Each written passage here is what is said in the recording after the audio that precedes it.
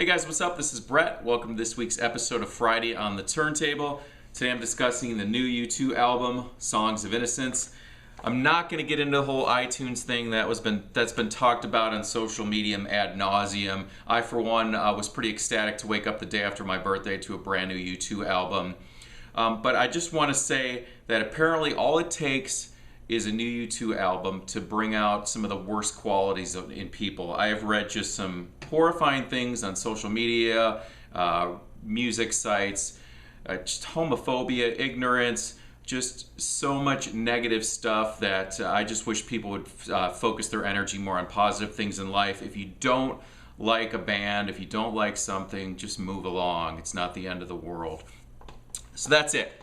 U2's 13th album, Songs of Innocence. This is the double vinyl edition, gatefold on white vinyl, which I'll show you at the end of the video. So I've been reading a lot of people's comments saying it's the best album that they've done since The Unforgettable Fire. It's the best album they've done since The Joshua Tree. Best album since they've done since Achtung Baby, etc. I don't agree with that at all. All those albums since The Joshua Tree have all been special in their own regard, and I really actually love their last album, No Line on the Horizon. So for me, I still feel like it hasn't personally topped No Line on the Horizon. Now, it has a much more upfront production than No Line on the Horizon, which was masked more in cloudy overtones in the production. This one is definitely more clear and up front. While No Line on the Horizon had a couple songs to me that didn't fit the album, I also think that perhaps Songs of Innocence has a couple weak spots in it, which we'll talk about in a minute.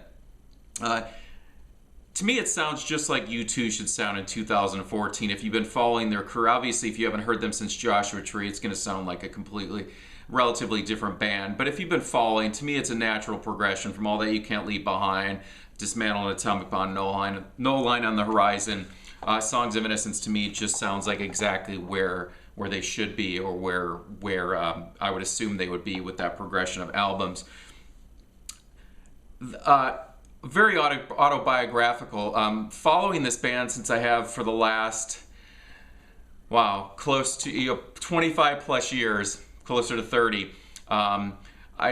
It's fascinating to bring to life some of the songs, some of the people, some of the places that I've read about in biographical books or heard them talk about in interviews, or characters, not necessarily characters, people, places that they've discussed in earlier songs have now come back. And at a band that's now 35 plus years into their career, going back and looking at childhood, looking at teenage years and their beginnings.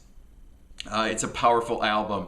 U2 are not phoning it in. They're not punching the clock on this one. These are real songs, real emotions, and if you don't get it, you don't care about the songs and disregard the stories and stuff. If you don't get it, that's okay.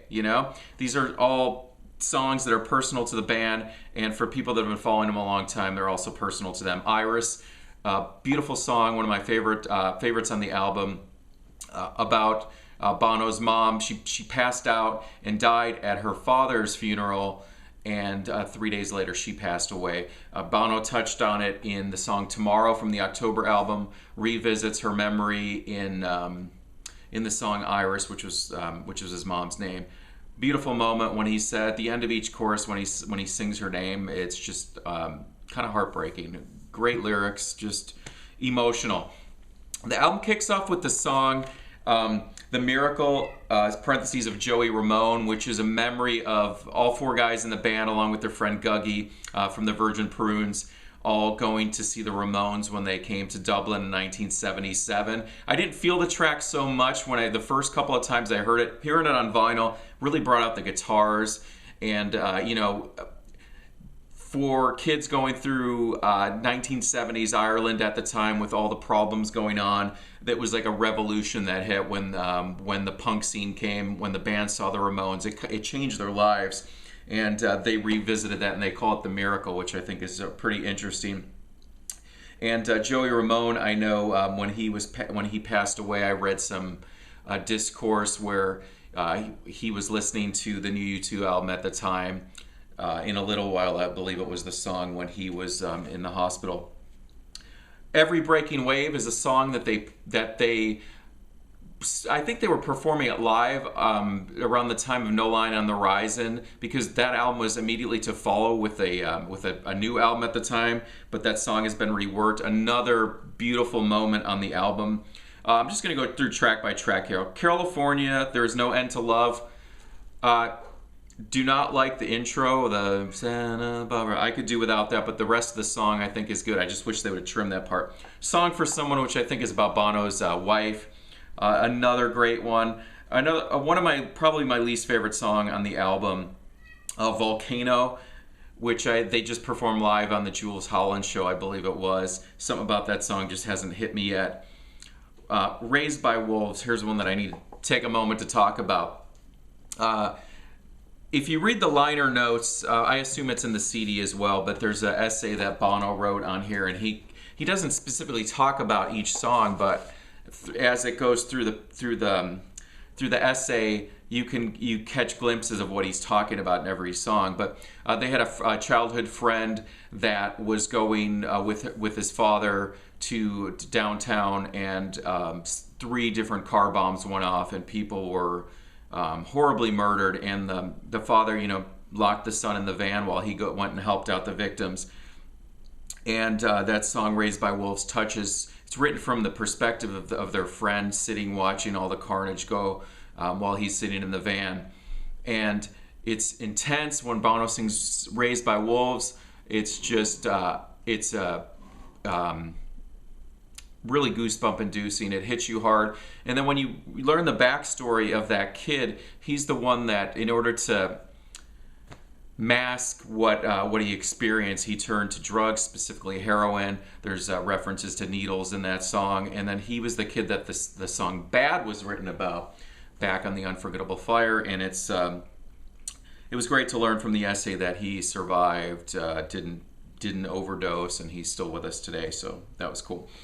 Cool to read about that. Cedarwood Road, a song about the street that they grew up. When I first saw the track listing of this one before I listened to it, Cedarwood Road, I kept thinking, why does that sound familiar? And if you've read autobiographies on the band, it's where Bono grew up. It's also where Gavin Friday and the Rowan family, which was Guggy from the Virgin Prunes, and Derek Rowan, I believe his name was, who was the kid photographed on the Boy and the War albums, and some of the singles all grew up on.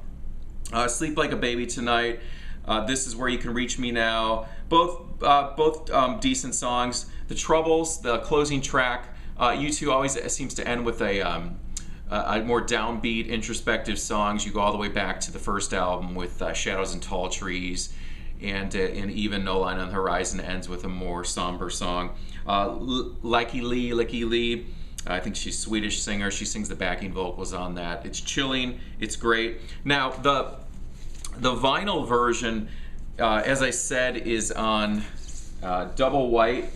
The 4th side has a song called Crystal Ballroom. It goes in 45 RPM, which is just the one song on that side 4. Now, there is a deluxe edition of the album on CD, and on the second disc it contains several other bonus tracks, another song, a bunch of acoustic sessions. And I have to tell you, I'm a little disappointed opening up the package. The vinyl retails for around $35.